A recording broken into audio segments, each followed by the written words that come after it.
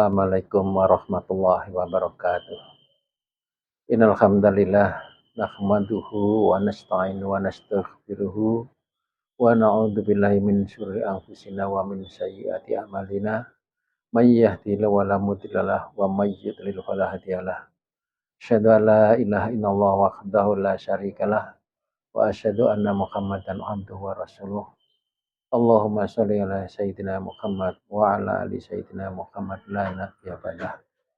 Bapak Ibu jamaah sholat tarawih yang dirahmati Allah, alhamdulillah puji dan syukur senantiasa kita panjatkan kehadirat Allah Subhanahu wa taala, di mana pada malam hari ini kita sudah memasuki malam ke-11 yang alhamdulillah berarti Bapak Ibu dan kita semua insya Allah sudah menyelesaikan 10 hari pertama dalam bulan Ramadan ini.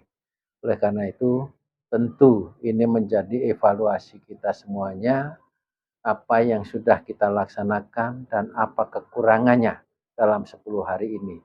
Sehingga dengan bermuhasabah evaluasi kita akan kita jadikan untuk berupaya meningkatkan kualitas dan kuantitas ibadah kita untuk 10 hari ke depan. Bapak, Ibu, dan hadirin sekalian, tentunya dalam waktu 10 hari ini sudah banyak materi-materi ceramah yang disampaikan oleh Ustadz baik pada kesempatan sholat tarawih maupun pada jamaah sholat subuh. Tentunya ini harus bisa kita ambil hikmahnya, sedikit maupun banyak, tentunya itulah yang harus kita manfaatkan kesempatan yang terbaik ini sehingga kita bisa mengambil hikmah daripada kegiatan di bulan Ramadan ini. Bapak, Ibu, dan hadirin sekalian, satu ayat yang tentunya dari awal banyak dibahas, yaitu Al-Baqarah 185, sehingga antara lain a'udzubillahi minasyaitonirrajim Syahrul Ramadan alladzi unzila fihil Qur'an hudal linnasi wa bayyinatum minal huda wal furqan ila al-ayah. Itu antara lain banyak mengandung hikmah. Tentunya kalau bagaimana turun ayat dan prosesnya sudah banyak dijelaskan. Tapi sedikit izinkan saya menyampaikan hudal linnas wa bayyinatum minal huda wal furqan. Petunjuk bagi manusia sejelas-jelasnya. Apa petunjuk apa kira-kira? Inilah yang mari kita berupaya kita pahami. Antara lain petunjuk pembeda antara hak dan yang batil. Pada awalnya tentunya yang secara umum pembeda ini adalah pembeda yang beriman kepada Allah dan yang tidak beriman. Nah, kita yang di dalamnya sebagai hamba yang beriman kepada Allah Subhanahu wa taala, tentunya ini juga ada pembeda antara hak dan yang batil, pembeda antara yang salah dan yang benar, pembeda antara yang baik dan yang buruk. Ini memang mudah diucapkan tetapi sangat relatif dalam penafsirannya. Kenapa? Karena kebenaran dan kebaikan itu hanya ada di hati kita masing-masing. Kalau kita berbicara benar dan baik, itu tentunya sangat relatif. Benar menurut diri kita, baik menurut diri kita. Ingat, itu belum tentu benar dan baik menurut orang lain. Kemudian, benar yang kedua, benar menurut kelompok, menurut orang banyak. Nah, ini pun juga sangat relatif. Banyak tentunya menurut kelompok mereka.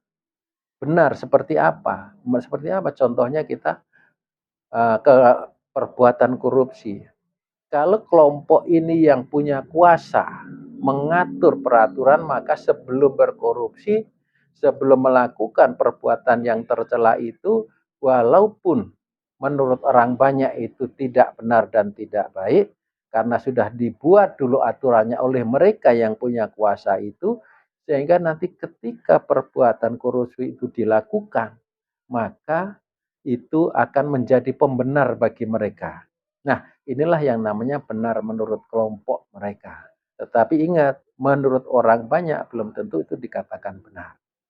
Nah, namun ada benar secara umum, benar menurut hukum negara.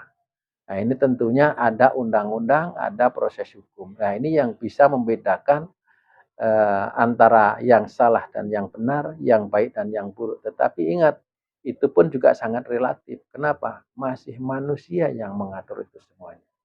Ada kebenaran hakiki, kebenaran yang sebenar-benarnya. Maka benar itu tentunya benar menurut Al-Quran.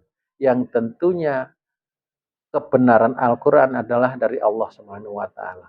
Nah, inilah yang tentunya mari kita pahami bahwa apapun yang dilakukan, yang kita lakukan di dunia ini, kebenaran masih kebenaran yang sifatnya relatif. Ya. Belum kebenaran yang absolut. Karena nanti masih ada kebenaran, masih ada pengadilan yang akan menilai benar salahnya, baik dan buruknya. Itulah nanti kebenaran sejati, kebenaran menurut Al-Quran di pengadilan di hadapan Allah Subhanahu wa Ta'ala di yaumil kiamah nanti. Di dunia boleh lepas, di dunia boleh aman, di dunia boleh tidak ada yang memprosesnya, tetapi ingat, di akhirat nanti tidak ada yang bisa disembunyikan karena ada hakimnya, hakim yang tidak bisa disuap, tetapi hakim sejati yaitu Allah Subhanahu wa Ta'ala. Ini yang marilah pada bulan yang suci ini, bulan yang kita harapkan bulan penuh rahmat, penuh barokah dan itqum minan nar. Mari kita manfaatkan sebaik-baiknya sehingga kita bisa ambil hikmah daripada bulan yang kita agungkan ini. Demikian yang dapat saya sampaikan, kurang lebihnya mohon maaf. Assalamualaikum warahmatullahi wabarakatuh.